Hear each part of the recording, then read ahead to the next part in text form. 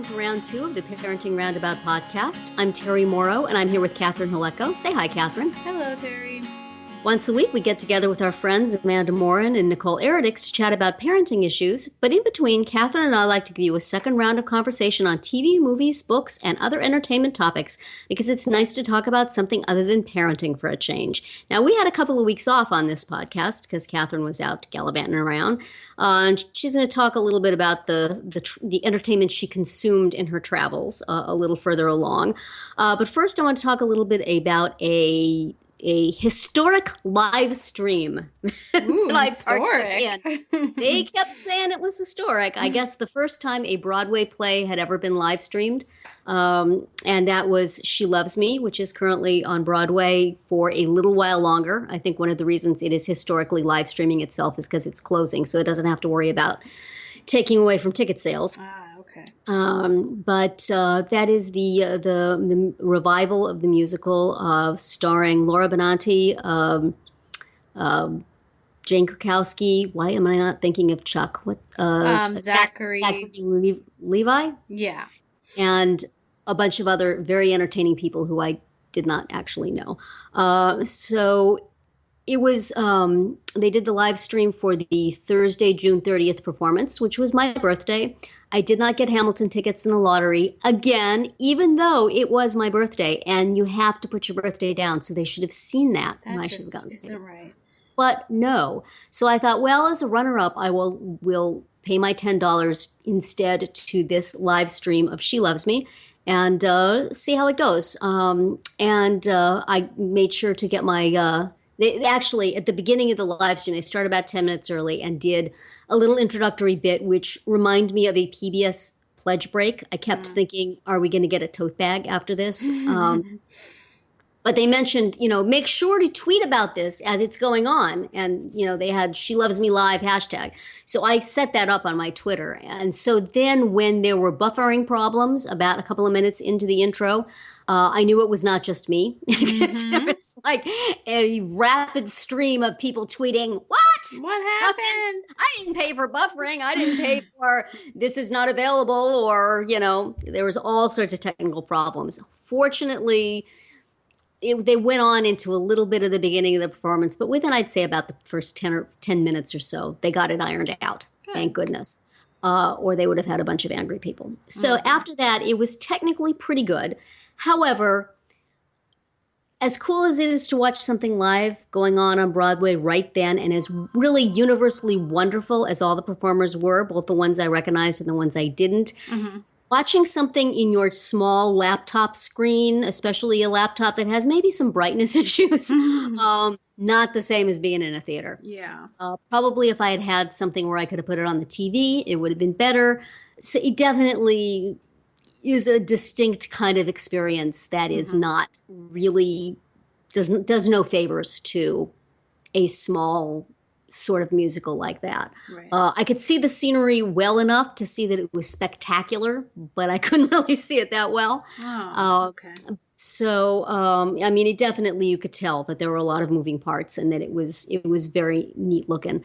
I saw a review that Vulture did, the website Vulture, and I'll put a link to it in our write-up on this podcast episode, where they were talking about the different shots that the director used and how difficult it was for them to figure out how to do that because, if you pulled back, you really couldn't see it well enough. But if you went in for close-ups, then you missed sort of the wide. There's a lot of, an array of cast members doing stuff all the time. You don't want to miss that. But at the same time, so it was difficult. And they were mentioning some of the shots that were not quite what they should have been. And at one point you saw a stagehand doing something and that really limited it. I wasn't thinking those things as it was going on, but I agree. Retroactively, there was something that was just not as special about it as I would have liked it to be. Right. But it was certainly very enjoyable. It was definitely worth $10. My husband sat with me the whole time, which is not something that usually happens. He's not a musical theater guy. He's a Chuck fan, so maybe that was it. Also, it's possible that he was watching the baseball game on the TV behind the laptop screen. with the sound off. I will give him the benefit of the doubt and say, no, he was sitting and enjoying this musical experience with you. But the TV because stayed it on was the whole your time. birthday. Exactly. I will not begrudge the man as long as he sits next to me with his arm around me while we watch this musical. If his eyes are straying to the Yankees, I can't really complain. But have you ever seen the musical at all? It's been revived before, I guess, if you know anything about it. No. My exposure to this material basically is the movie You've Got Mail, with which it shares an origin, and much of the content was similar. There were scenes where I was saying to my husband, "Oh, that's just like in You Got Mail. That's just exactly what he says to her." Mm-hmm. So that maybe is not. I love that movie, and I have large swaths of it memorized and close to my heart. So I couldn't help but compare the musical to that. Right. And it seemed to me like the musical scope is much more scattered. That's definitely the main plot point of these two pen pals eventually getting together. But there's also a lot to do with all the other employees of this perfume shop and their particular romantic travails and their philosophies of work and different things going on. So there was a lot of songs that didn't have anything to do with any particular plot, I thought. Which is not necessarily bad. It's just not what I was expecting. So I kept when is the main story going to start? Yeah. Can we move this along? And maybe since that's the mindset I was bringing to it, I wasn't judging it fairly. There was also, it seemed to me like the first act was really long and the second act was fairly slight. And there's a break in it. There's a scene where one of the characters behind a closed door off stage attempts suicide. Oh, you hear a gunshot. You don't know what happens to him. I thought that was going to be the end of Act 1, but instead we cut to a scene in a cafe with wacky hijinks involving nobody we've seen before. And I'm like, well, this seems a little distasteful. And at least I saw a few other tweets to that same effect, like, didn't somebody just shoot himself? Yeah. Why are we in this cafe? So that seemed weird to me. I imagine this is just a thing with that particular musical. So I'm not sure I'm a huge fan of the particular musical, although huge streams of people on Twitter just thought it was the best thing since Vanilla Ice Cream, which is in the play. So that may just be me. It was not my favorite, but I enjoyed it. I think if you go to BroadwayHD.com, you can still watch it, obviously not live. Right, but no buffering problems. But, I think it's going to be, I think Broadway HD has lots of past recorded performances that you can go and watch. Oh, wow. And I'm sure that will remain in their library. So, certainly if you like the stars of it, I would go see it. They're delightful. All the actors in it are delightful. There's nobody in it that I wasn't just smiling while they were performing. Everybody did great. The play itself, musical itself, you may or may not care for, but it's still, for $10, it's definitely worth checking out. Right. And I look forward to more of these live streams, especially for shows that are going to close before anybody gets a chance to see them. And I wonder if they could do this sort of thing regionally, like, they do. I know they do with some baseball games, don't they, that you can't see it in the particular area where it's being played, but you can see it other places. Yeah, Maybe they could do this sort of thing for everybody outside of New York. You cannot see this original cast because you live in Wisconsin, but for X number of dollars, you can live stream a performance. That would not be a bad thing. A friend of mine seems convinced that they're maybe going to do this for Hamilton, but I think, as somebody on Twitter mentioned, that would break the internet. So, yeah, no kidding. We will be lucky to see the recording that they've got in Gringotts Vault sometime in the far off future. But another week, I can still play the lottery for another week and see the original cast. It could happen. Other than that, there's a contest to see it with Hillary. I know, I entered. I entered it too. And honestly, I think that it will be worth seeing beyond the original cast. Even though, yes, it would be awesome if you could see Lin-Manuel and Leslie and everyone. But, it's a strong show, and I think it will be, different people will bring different things to it. And I would be excited to see it any old time and with anybody. So, Hillary or anyone. I'm just thinking there's a couple of numbers in Act 2 that I think might be a little awkward to be listening to with Hillary Clinton. I'll just leave it at that. But say no to this. But anyway, so while you were traveling about, you consumed some entertainment as was this as a captive of an airplane screen, or was it other places you were viewing things? Yeah, it was mostly on the airplane. We were on one of those planes that had an individual little TV in the seat back in front of you. And I think because these were international flights, they had this huge library of stuff you could watch. And that were free. And they had lots and lots of TV shows and movies. They even had music, and they had soundtracks, including Hamilton. So you could just listen to Hamilton if you wanted to. With headphones, so my family wouldn't complain. Right. They really hate it when I listen to it. So yeah, and I had brought also a lot of reading material with me, but I figured, well, as long as I'm sitting here and I have these things available to me, I want to watch some stuff. So I watched a total of 4 movies, 3 episodes of 2 different TV shows, and then I also read a couple books during my travels.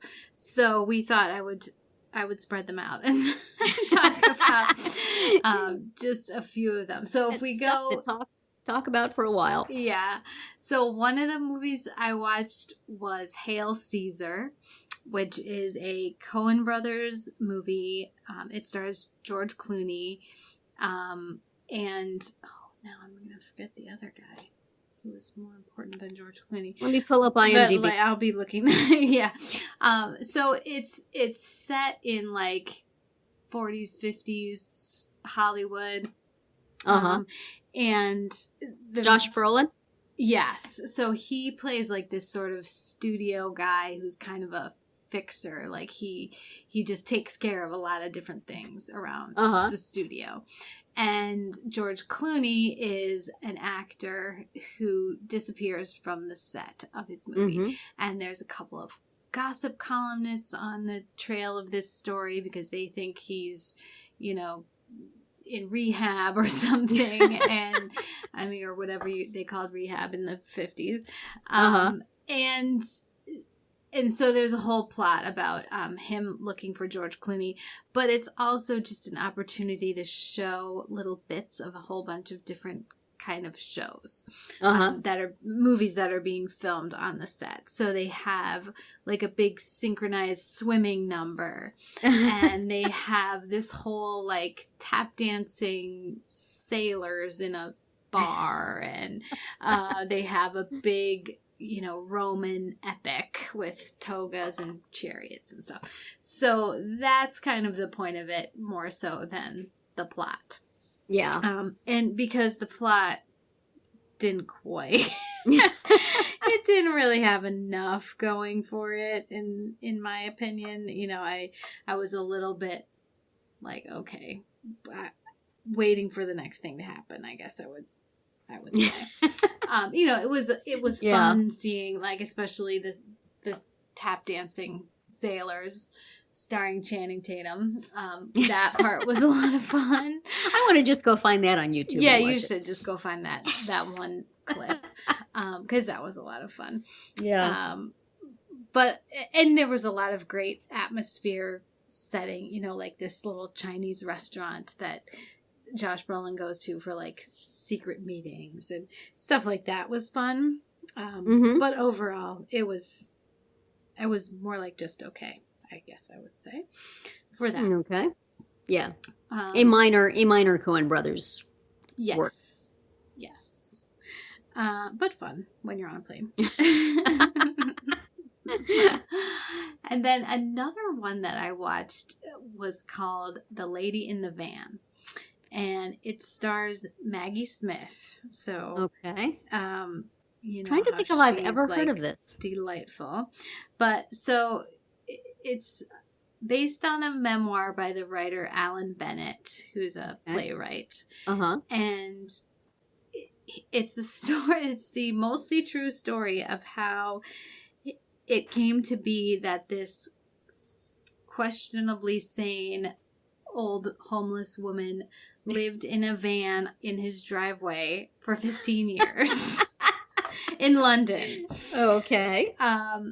So Maggie Smith, of course, plays the questionably sane old lady. Yes. And Alan Bennett, now I didn't look up who played him either. But Alex Jennings. Okay, thank you. He's the playwright, and it's cleverly done because they have some parts where he's kind of arguing with himself about what he's writing and about Maggie Smith being in the driveway, and they actually have him play himself twice, you know, and one of them is the writer Alan, and one of them is the person Alan, and they argue with each other, and they actually have, you know, it filmed so that you're seeing them both. Do you know what I mean? Like, so it's the same guy. It's like, it's like the Parent Trap, you know, where you have say that. I'm sure that's the sophisticated reference they were going for. But you see both of them. And so it's kind of clever how they do it. And it just follows this story of, you know, him trying to find out a little bit more about her and what her deal is and why she's doing this. And sometimes she seems, you know, fully crazy because she's like, well, I've been told that this is the place I need to park. And, well, who told you? The Virgin Mary, you know, and things like that. But then, you know, the way she just like very matter of factly is like, well, this is where I'm going to park. And he's like unable to even respond. You know, he just and then she seems sort of very capable and sort of wily, you know, when she does this. So anyway, it was, and then there were a couple of fun little twists at the very end. It had some darkness to it for sure about, you know, how she ended up homeless in this van, but it also had some just very charming and clever moments that happened throughout, especially at the end. So I liked it quite a bit. Sounds like especially good for fans of Maggie Smith. Yes, definitely, because it was all, you know, she was all over it, of course, and she's so good. So these are the things where you feel like the script probably just says, and then Maggie Smith does some stuff. Let her be herself. She's so good at that. Yeah, so I was pleased with that one, especially that I got a chance to see it. Yeah. Had you heard about it, or did you just happen to see it there on a list and thought, well, that sounds interesting? I had heard about it. I didn't know too much about it, but I knew the basic premise. I may have even seen a trailer at some point. I'm not sure. I enjoyed it. So another time I will talk about the other movies I saw. So we got 2 more movies, 2 TV shows, and a book and a half. Will you finish the other half book before you talk about it? I will try to. Or did you abandon the book after half? No, I didn't abandon it. I just didn't quite finish it. So, I'll be time to read books. I remember when I had time. I know. I mean, books. Honestly, this trip, lovely, especially the trip home. I have to say, you know, this was like a 10-hour flight, but I wasn't really trying to sleep during it. You know, the trip out, I was like, I really have to sleep. You know, we're gonna be gone, or we're gonna get there at 9 a.m. Like, I really need to sleep. And of course, it was very difficult, and I didn't get hardly any sleep. But then on the way home, I didn't feel any pressure to sleep because of the timing of it all. And so I just watched all these movies and TV. I mean, that's where I did most of my viewing was during And that. it's nice because your kids are old enough that they can amuse themselves more or less. You don't have to be tending to them during the flight. I mean, they were watching their own little seatback TV. That's nice. And my daughter figured out that you could stream your own device to the to the seatback TV. So she had downloaded a movie that she wanted to watch, and she was watching that. We live in a world of wonders. I know. And just all you have to do is sit in that seat, and they bring you food and drinks, and you watch TV. I was like, this is not a bad way to spend 10 hours, honestly. Could we arrange for something like that on the ground? Honestly, if there was a place I could go and just, sit for 10 hours and they wouldn't let you out, and then just feed you entertainment and snacks. I know. That's what was so great about it. It's like, don't have time for a vacation? Right. We'll just keep you in this pod for this entertainment pod for a while. Yes, I could go for that. It really was rather nice. Yes, well, in keeping with the international theme, we have been doing a Parks and Rec marathon, which obviously we have skipped for the last 2 weeks. And we were going to talk about 4 episodes to those 4 episodes in. So we thought we would talk about London, since we're being transatlantic. Right. And we will save the other 3 episodes we were going to do, which were the Pawnee Eagleton Tip-Off Classic, Doppelgangers, and Gin It Up, for next week. Right. So today we will discuss London, which is the start of the 6th season of Parks and Recreation. Mm-hmm. What did you think? I'll ask you first. What did you think of the episode? It's a two-parter, but it was just right. As far as Netflix is concerned, it's just one big blob of Parks and Rec. Yeah, they don't separate it out at all. They just don't have to wait a week, right? Which is, I'm sure, must. I don't remember if we did in real life or not, but maybe they showed it. It might have been an hour special. I can't remember. Right. But at any rate, so what did you think? Well, there's a lot that happens, right? Yes. You have Leslie trying to win back her constituents who have mostly decided they hate her. You have Ron and Diane getting married in the world's most thrown together. in like the little opening tag of the episode is their wedding, right? Yes. I love that. Which was a lot of fun. And I also enjoyed the proposal where he talked about how he didn't intend to do this at this time and place. He thought it would be in a canoe. In fact, he built a canoe for this purpose. But he went ahead and proposed, and then they decided to, basically on the spot, to get married, and good old Ethel Beavers had to be pressed into service once again. And Diane held a bouquet of highlighters. That was a nice touch by Leslie. Leslie. Of course. Yes. Just beside herself that such a momentous occasion would be happening so quickly and informally. So the person who had like a 50-page vows written out for herself ahead of time. Right. So that was a lot of fun. And then there was another whole storyline of Tom's business being threatened, and then there was the story of several of the gang being in London for Leslie to receive an award. So a lot went down, but it did. And plus, which we met John Ralphio and Mona Lisa's father, played by Henry Winkler. Yes, he recurs from here on in, as well as his children, unfortunately. But too many Sapersteins, man. I enjoyed John Ralphio. Mona Lisa, I enjoy not nearly so much. The two of them together, and then their father being kind of horrible in his own way. Right. It's too much. Too much. Yeah. I have real mixed emotions about this episode because it was hard for me to motivate myself to watch it, which I'm having that trouble with a lot of these things. Mm-hmm. The ones that focus mostly on politics, which is a lot of the end of last season, the beginning of this season. Mm-hmm. I mean, I love Ron and Diane's wedding. I could just watch that over and over. I think it's adorable. I love the bit at the very end where Leslie sends Ron on another one of her scavenger hunts. that is just so gloriously and wonderfully him. Mm-hmm. And when you see that where she has sent him is the place where his whiskey comes from. Right.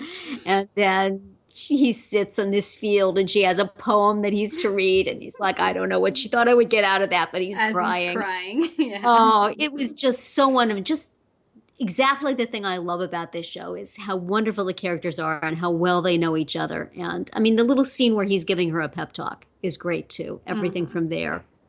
So those I think are just awesome. And I also like Andy's finding common ground with this English dude that they're trying to get money from. And Ben's just kind of sitting there trying to do business. And the two of them are like, wow, helicopters. Right. It's like the British version of Andy. Mm-hmm. So that was great. However, I just hate everything to do with Leslie's recall.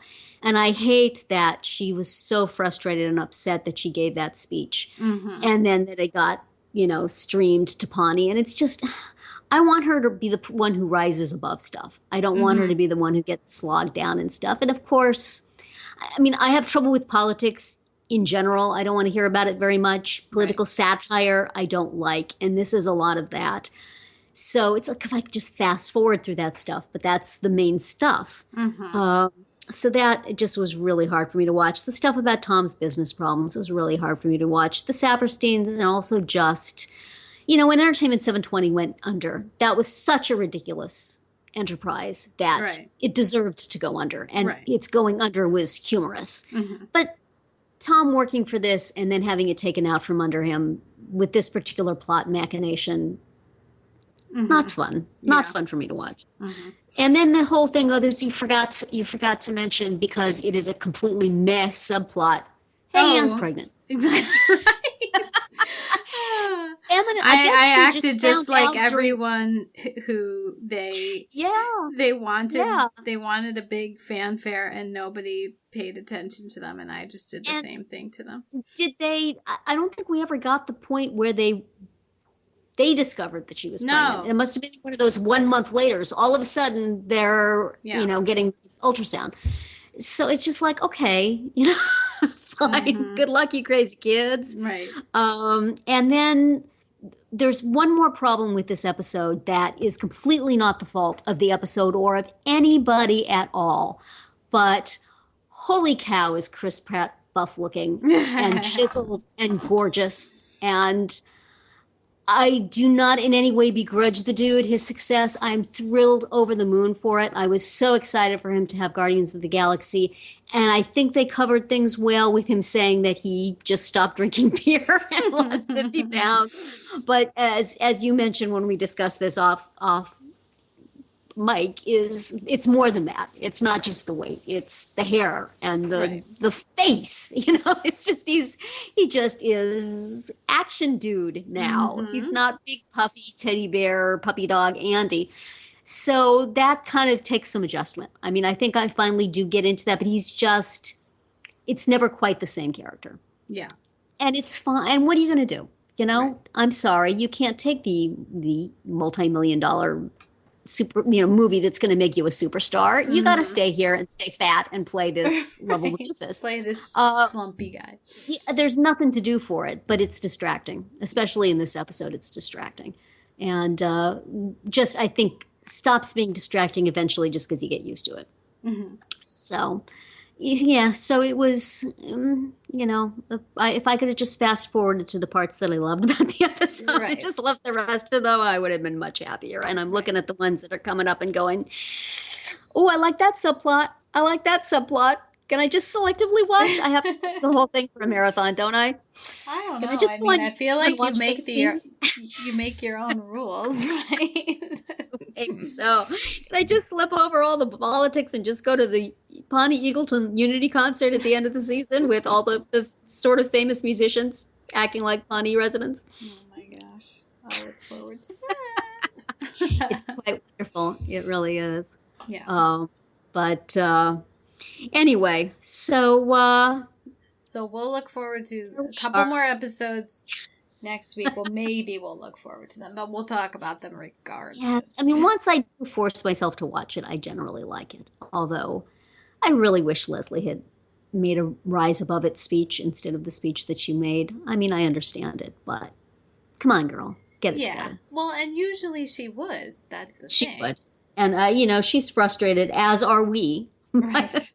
The thing is, number one, if Pawnee is such a backwards, awful place, how did she get elected in the first place? How did everybody just not vote for the guy that was going to give them a candy bar? Mm-hmm. So there's problem number one. Number two, Jam, in front of a bunch of people, large crowd of people, said he was getting kickbacks from Punchburger, and that's why he was supporting it, and now he wasn't going to get them, so he was mad. How is he not recalled? If they're good and there's people who voted Leslie in, why are they not throwing that guy out? Mm-hmm. So it's the kind of the mood swings of the Pawnee electorate. I find it annoying. That are frustrating. It's whatever the writers want them to be, and that is a weakness, I think. Whatever they want to rail against at that particular time. Right. So anyway, I guess that is it for our round 2 today. It has been fun getting back to this after a couple of weeks off. Please subscribe to our Parenting Roundabout podcast so you won't miss any of our episodes, including our daily speed rounds and weekly group chats.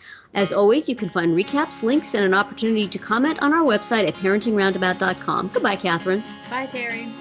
Bye, everybody.